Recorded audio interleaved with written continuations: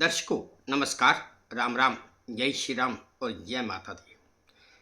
मैं हूँ अश्विनी मगोत्रा और आप देख रहे हैं अपना पसंदीदा न्यूज चैनल जम्मू तर्कश। आज फिर समय कुछ चुनिंदा खबरों का। पहली खबर, होटल के पर्दे।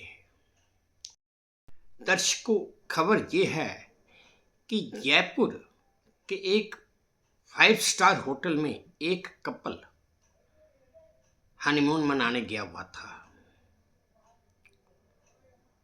और एक दिन या रात के वक्त वो कपल अपने होटल के कमरे की खिड़कियों के आगे पर्दे लगाना भूल गया। उस होटल के सामने से एक फ्लाईओवर भी गुजरता है और उस फ्लाईओवर पर किसी ने उस कपल को अपने निजी पलों में देख लिया तो उसने वहाँ पर खड़े होकर उसका वीडियो बनाना शुरू कर दिया। बाद में धीरे धीरे उस फ्लाईओवर के ऊपर और लोग भी जमा होते गए और वो वीडियो बनाते रहे। बस फ्लाईओवर पर धीरे धीरे जाम भी लग गया और किसी ने वो वीडियो वायरल भी कर दिया। अब लोगों ने पुलिस से और सरकार से मांग की है कि जिसने भी ये वीडियो वायरल किया है उस पर कड़ी कार्रवाई की जाए। अगली खबर बड़ी रोचक है। अमेरिका से दुश्मनी खतरनाक तो दोस्ती घातक। एक तरफ अमेरिका के राष्ट्रपति डोनाल्ड ट्रंप की मंशा है कि उन्हें नोबेल प्राइज मिले, पर उन्हें ये समझ नहीं आ रहा कि नोबेल प्राइज उन्हें किस चीज पर मिले, किस काम के लिए मिले। अभी जब कुछ दिन पहले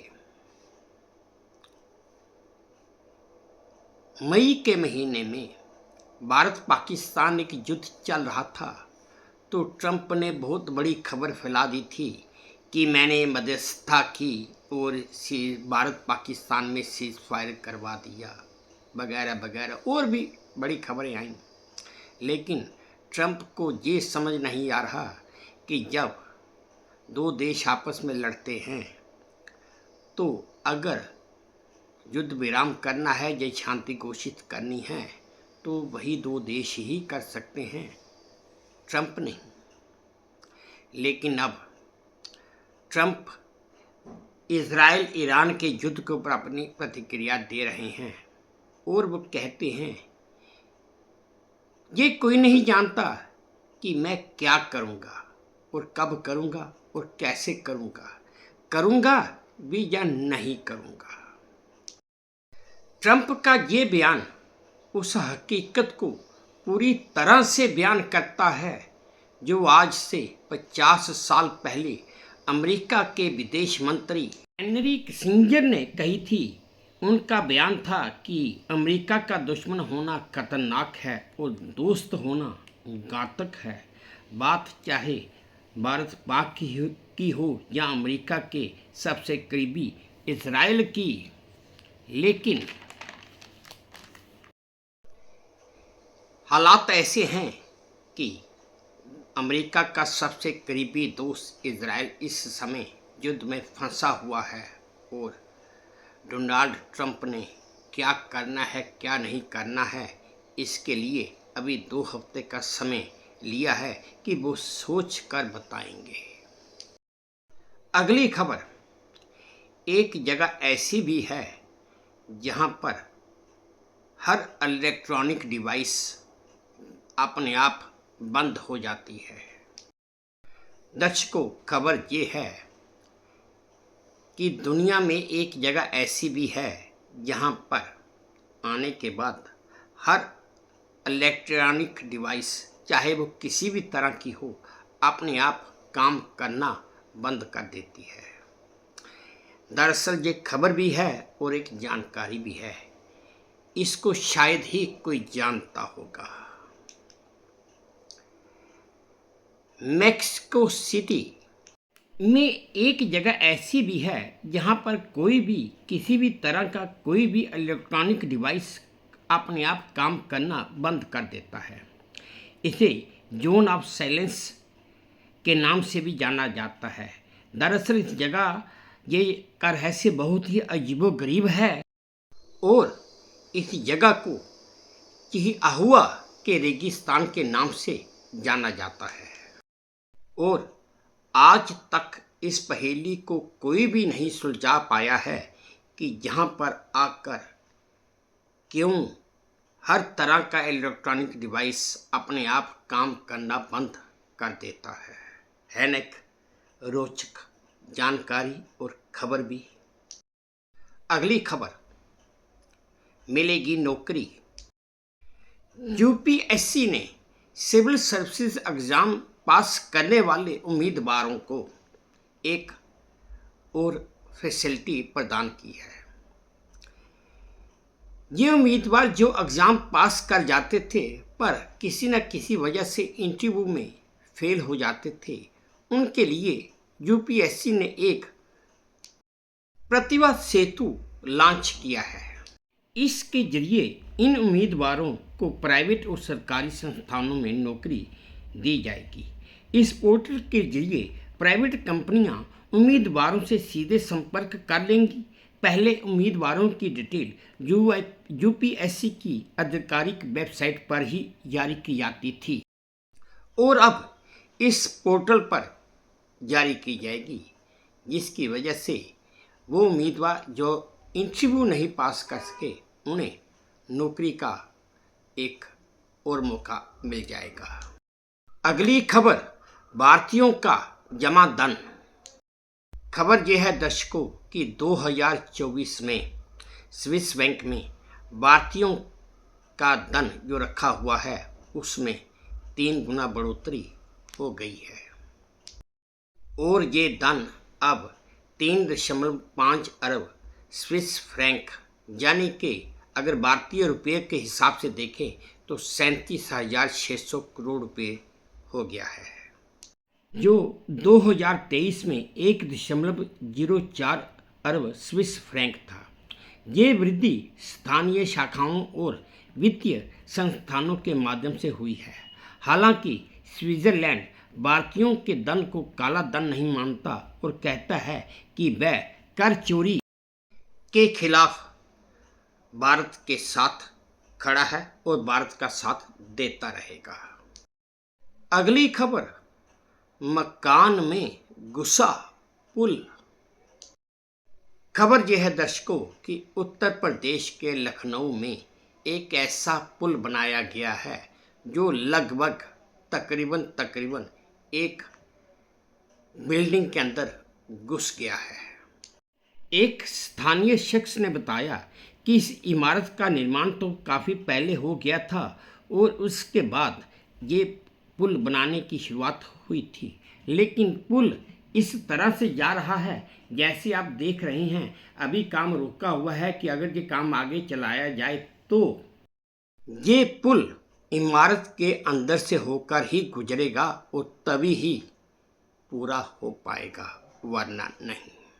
वाह, कौन से इंजीनियर थे, क्या उनकी क्वालिफिकेशन थी और क्या उनकी काबिलियत थी कि पुल इस तरह से डिजाइन कर दिया कि वो एक इमारत के अंदर से होकर निकले।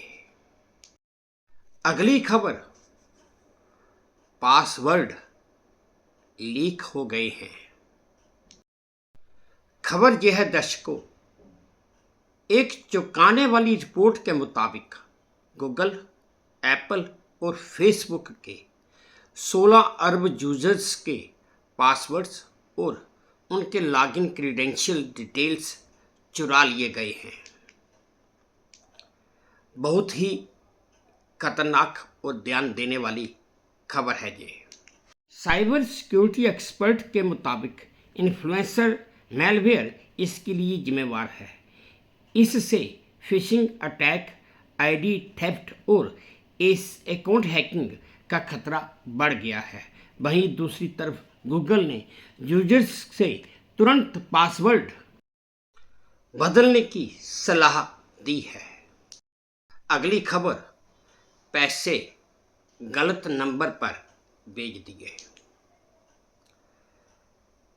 दरअसल दर्शकों, हम कई बार किसी को पैसे ट्रांसफ़र कर रहे होते हैं और हम यूपीआई नंबर डालते हैं। कई बार गलती से हम नंबर गलत डाल देते हैं और हम उस नंबर पर पैसे ट्रांसफ़र भी कर देते हैं।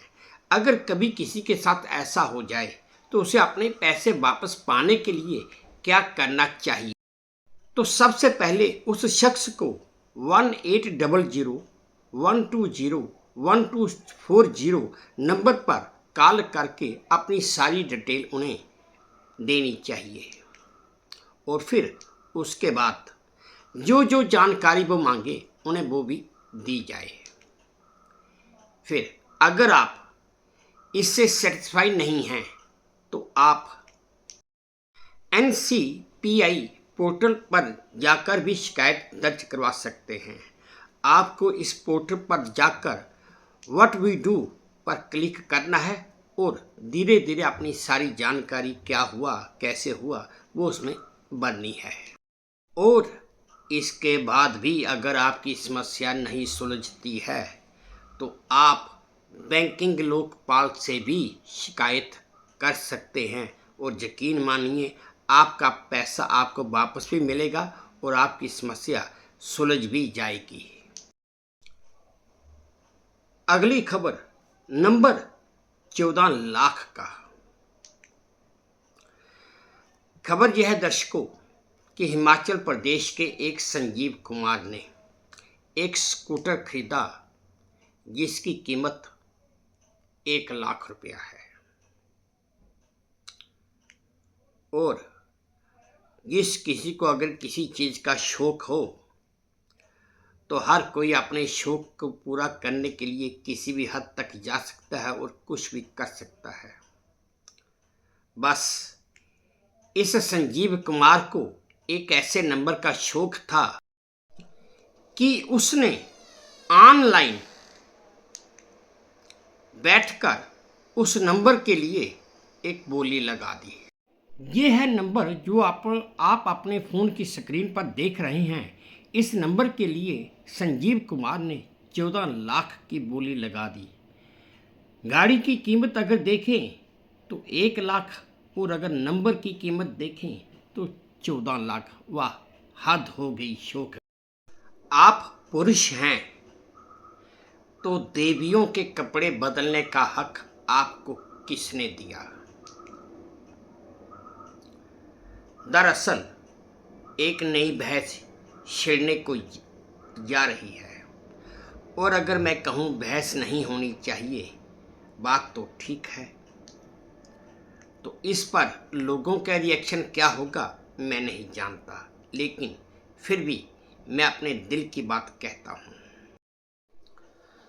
दरअसल खबर ये है दर्शकों कि एक्ट्रेस पवित्रा पुनिया ने पॉडकास्ट में एक इंटरव्यू के दौरान कहा कि किसी भी मंदिर का पुजारी या पंडित किसी भी देवी के कपड़े कैसे बदल सकता है? वो पुरुष है,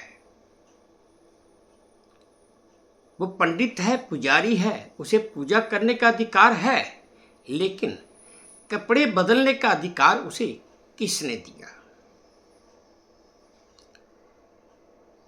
वो देवताओं की पूजा करे, उनके कपड़े बदले, बात समझ आती है, लेकिन देवियों के कपड़े बदलने का अधिकार उसे किसने दिया? बात निकली है तो जाहिर है कि बहस भी शुरू होगी। ये बहस कहाँ तक जाएगी, कहाँ तक नहीं जाएगी, ये मैं भी नहीं जानता, लेकिन एक हिंदू होने के नाते इतना जरूर कह सकता हूँ, बात तो सही है। आप ये वीडियो देखिए जो मुझे V2 न्यूज़ के सौजन्य से प्राप्त हुआ है। इसमें उन्होंने क्या कहा है क्या नहीं, आप खुद ब खुद समझ जाएंगे। मैं वो औरत हूँ जो इस चीज़ के भी खिलाफ है कि मंदिरों में माता की मूर्ति जहाँ पे होती है, जहाँ जहाँ देवी का रूप है, उसके कपड़े एक आदमी कैसे चेंज कर सकता है? Okay. अब तुमको किसने हक दिया? Very valid point. तुम पूजा करो उसकी। तुम पंडित हो, पुजारी हो, साधु हो, तुम करो, फिर तुम्हें उसके कपड़े बदलने का हक किसने दिया? माना वो भगवान है, लेकिन तुम शायद भूल गए कि जब अंदर माता पार्वती नहा रही थी और गणेश भगवान बाहर थे, तो उन्होंने उसको सुरक्षा के लिए रखा था कि देखना कोई आए ना। शिव मैं को भी नहा नहीं रही जाने हूँ। दिया था। तो जब शिव जी को नहीं जाने दिया, तुम कौन हो? तुम कौन हो? तुम मर्द हो, तुम देवता की पूजा करो, उसके कपड़े बदलो, उसका ध्यान रखो। पर वो जो एक पर्टिकुलर मोमेंट आता है, वो एक औरत है। मैं ये बोल ही नहीं रही कि तुमने साधना कितनी कट्टर की है, तुम कितने बड़े सिद्ध पुरुष हो कि तुम्हें परमिशन है, लेकिन वो एक औरत है। तो दर्शकों, ये थी मेरी आज की कुछ चुनिंदा खबरें जो मेरे हिसाब से आपके साथ साझा करनी जरूरी थी और मैंने की भी। उम्मीद करता हूँ आपको पसंद आई होंगी। अगर पसंद आई हैं तो प्लीज़ मेरे इस चैनल को लाइक कर दीजिए, शेयर कर दीजिए और सब्सक्राइब भी कर दीजिए। और हाँ, अपने कमेंट्स मेरे कमेंट बॉक्स में ज़रूर डालिए ताकि मैं उन्हें भी ध्यान से पढ़ सकूँ। बस अब इसी उम्मीद के साथ आपसे विदा लेता हूँ कि आप अपना भी ध्यान रखेंगे, अपने देश का भी ध्यान रखेंगे। जय भारत और धन्यवाद।